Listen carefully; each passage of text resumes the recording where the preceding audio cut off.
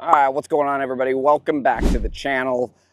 Got a really cool video, and I think this is one that really hits home for me. I'm sure it's gonna hit home for you if you're that player who struggles with this right leg going excessively, this right knee going excessively towards the target. This is something for me that's kind of plagued me the majority of my career when I was younger, that caused a lot of golf balls for me to start to the right, a lot of thin contact.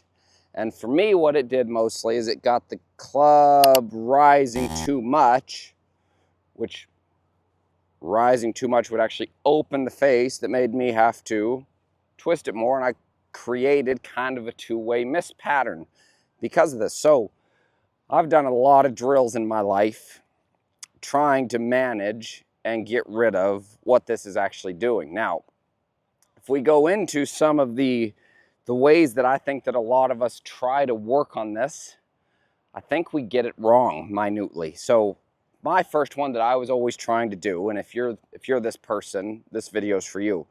I was always trying to keep my rear as far back as I could. And so you can see what that's actually doing is that is keeping my right hip in flexion.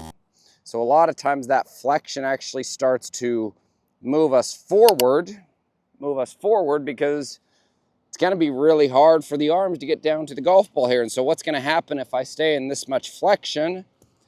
I think that moves the low point two down and two back. So what are we going to do to save that now? If we're this person that's trying to keep the rear back, we know we can't hit the ball there. So either A, we're just going to pull our arms into us and thin it, or we're going to move into it to stand the handle up to get some rise in the club so that we don't hit behind it. And then we call that early extension, okay? The thing I would say is I don't think we need to be afraid of the word extension, because again, how extension works is a lot of times when the knee and the hip thrust towards the golf ball, this could still be in flex, and this is definitely more in flex. What's really extending is the ankle. So the ankle would be extending, which is closing all of this space right there. And so for me, trying to always keep this back, that always ended up turning into even more movement in towards the golf ball. That's because I'd get here and my arms would get trapped behind me. So if I'm here like this and my arms are trapped behind me, I can't get back to my starting point unless I move in towards the golf ball. So here's one of the ways that I actually like to see this managed. So when we look at one of the best ball strikers right now in the world, maybe one of the best ball strikers historically, Scottie Scheffler, we see a couple of different things out of him. We see more of a bank, so a forward movement. And we even see this right leg getting pulled back, this trail leg getting pulled back. And if we look at that, that would actually be extension of the right hip as he's turning through the shot, which is kind of turning his lead side into a pivot point that everything can work around. So I think extension is one of the words that we need to be a little bit careful of trying to lose.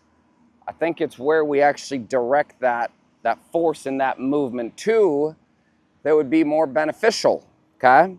So one of the things that I've done as a drill that has significantly helped me out is I call this drag and pull. So from right in here, as I'm in my backswing, I'm going to feel like the right foot is actually dragging towards the target, and I'm actually trying to pull it. I'm actually trying to pull this away from me. Because when we look at this, think about this from a balance standpoint. The more I thrust my right hip and knee forward, the more I want to stand up. The more I actually take this and I go into extension backwards, this would actually keep me more in my inclination. Okay, so this is kind of the purpose and how this would actually work right there. So when we're in a good setup position, the first place that I would start is actually understanding what it feels like to drag the foot a little bit towards the lead side, which helps me get a little bit of a pressure shift forward. and then having a slight pull behind me. Not saying to play golf like this. You could, but I'd say this would be more of a drill to minimize the forward thrust into the golf ball. So I'd start kind of like this. I'd do some chip shots where I feel more of a drag and pull. Drag and pull. This will be the first place that I would start hitting golf balls. And I would say this, everybody. If anything, if you can see my feet there, if anything, I would prefer to actually have the right hip a little bit further back and the right leg a little further back when doing this drill. I don't know that it can be performed very well with the right foot forward, okay? And this is to help us move the low point more forward, stay in our spine's inclination so that we can move the hand path in the golf club around the arc, okay? So I'm gonna do this one more time. We're gonna go drag and pull. Set up there, and I'll pitch one out there.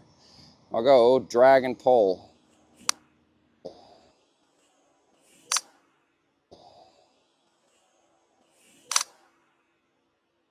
And that right there was really solid contact, and I can feel all of my pressures now here in my left hip, which helps me to propel everything more around me. So this would be a stop so that these can be a go versus trying to have everything going at the same time.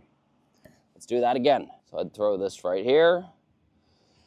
We'll do this one a little longer. So again, my rehearsal is going to be a drag and a pull, and that's what's getting the hip into extension before it moves forward towards the target.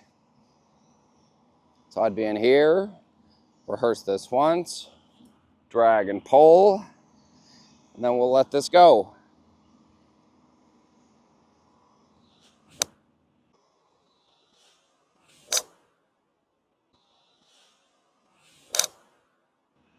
And that right there again was a really good feel. And you can see where my spine's inclination is, where my pelvic tilt is right there, versus this look right there. So I think this is a really good source and a really good tool that you can use to minimize the amount of thrust forward and into the golf ball. It's one of my favorite drills that I do still to this day because it's one that really hits home for me.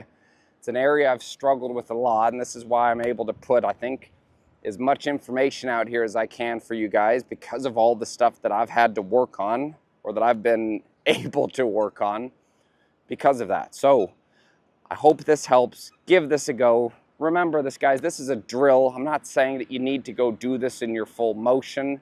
You might be able to take parts of it into it, but use this as a drill. I hope this helps you out from a contact perspective, helping drive the low point more forward and producing a better hand path so that we have the ability to control the strike and control the direction so that we have better ball striking in general. So thanks for watching. We'll see you next time. I hope you enjoyed this video here. If you haven't, please click that subscribe button. You can also click the bell right there, and that's going to notify you every time that I release a new YouTube video. Also, if you haven't, check out that last video that I did. It's right here, pinned to the screen. Thank you so much for your support. I really do appreciate you watching. If you have any questions, any comments, please leave those below, and I will make sure I get back to each and every one of you. So, thank you again. Appreciate your support. We'll see you next time.